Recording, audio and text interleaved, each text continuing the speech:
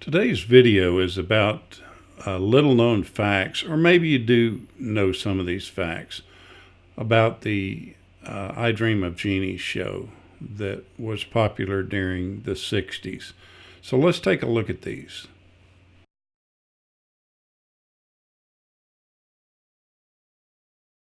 I Dream of Jeannie was an American fantasy sitcom that starred Barbara Eden. She played a 2,000-year-old Jeannie. And Larry Hagman, he was an astronaut that becomes her master. It aired for 5 seasons, and it produced 139 episodes. The familiar music that you hear, that we all are so accustomed to with the I Dream of Jeannie show, didn't come around till the second season. The first season didn't have that theme song in it. You actually see this in Ferris Bueller's Day Off, where Matthew Broderick does like a 12-second dance to the theme song. Barbara Eden was really covered up for the first 10 episodes because they had a problem to deal with. She was pregnant, and she became pregnant right as the show got its initial go-ahead. So they kept her covered up, and she even makes the statement that she looked like a walking tent. Larry Hagman's behavior on the I Dream of Jeannie set was just stuff of legends. Everybody that worked on this set, whether it was actors or crew, just knew that he had trouble playing second fiddle to Barbara Eden. And his behavior was just outrageous at times. He started every day in the studio drinking vast quantities of champagne, and in between he sequestered himself in his dressing room, smoking pot and downing even more champagne. And this is all based on the interest of maintaining a calm serenity. At one point, Larry Hagman actually urinated all over the I Dream of Jeannie set. Now, Barbara Eden didn't actually witness this. She was smart enough to stay sequestered in her dressing rooms and kind of know the patterns that Larry had, and she tried to avoid it. A few decades before he became a convicted murderer, Phil Spector, one of the biggest record producers in the world at that time, made a cameo appearance on I Dream of Jeannie. I think that was in the fall of 1967. Now, there was a time that they used a lion on the set of I Dream of Jeannie, and everybody on the set was completely scared to death of it, except for Barbara Eden, and they kind of called her the lion whisperer. She had no problem dealing with the lion at all. And when the show was canceled in 1970, they forgot to tell Larry Hagman. He stops by the studio lot to pick up something that he had left in his dressing room, and the guard at the front gate, as he went in, made mention that the show had been canceled, and he had no idea until that moment. In the pilot episode of I Dream of Jeannie, Major Nelson is on a deserted island, and he finds a bottle, and he picks it up, and Jeannie pops out. This was all filmed just a little bit west of Malibu. And by the way, this week I'm going to be going there and actually filming at that location. So keep an eye out for the in the future a video that will be on that filming location. It still looks identical to the way it did at that time.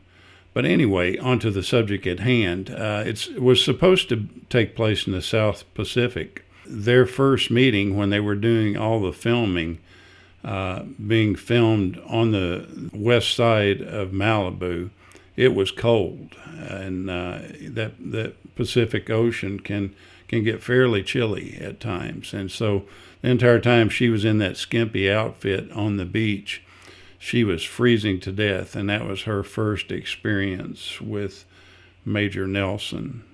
Now let's talk about the bottle that you see on there. I think the bottle now is in the Smithsonian. I think Barbara Eden got it as the show closed, but she donated it to the Smithsonian.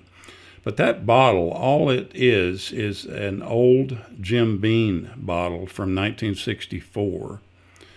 And the prop department spent a lot of time just painting it and coloring it, and turned it into that iconic bottle that she would pop out of.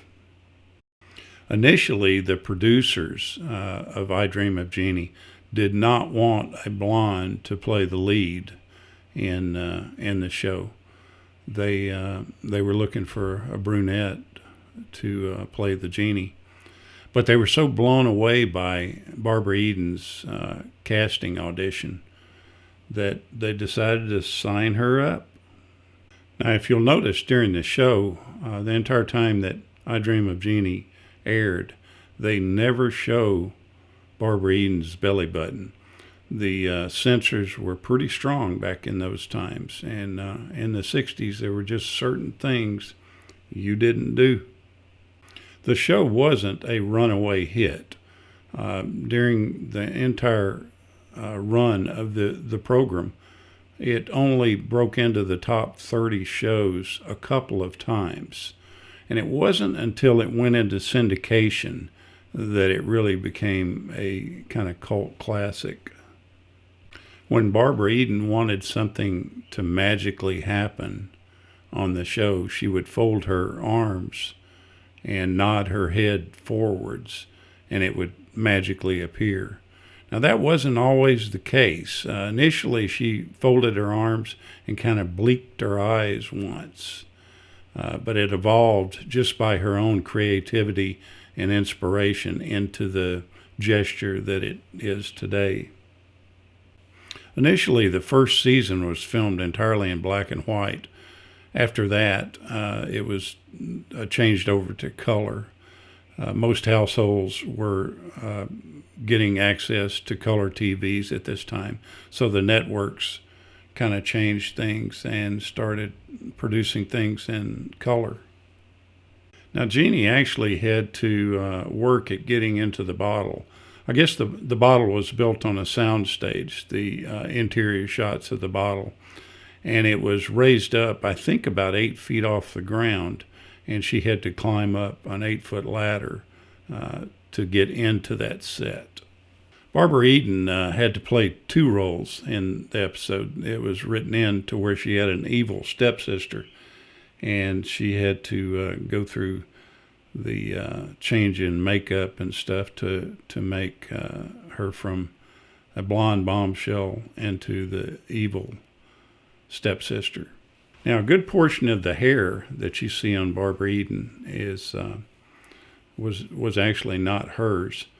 The front portion and the top of her hair was hers, but they attached a ponytail in the back, so that's all actually a wig. Now, the show ends up having Larry Hagman and Barbara Eden get married, and the network executives wanted this to happen because they felt uncomfortable with him not being married. But if you watch interviews of Barbara Eden, she didn't actually want that to happen, and she evidently lost out to the network executives. What a great show this was. It's still fun to watch for me to this day.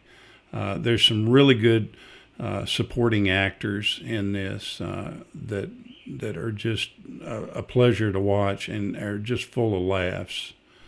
So take some time and look up I Dream of Jeannie and find a place to watch it. I know it'll bring back some memories and make you pleasantly surprised. Thank you so much for watching.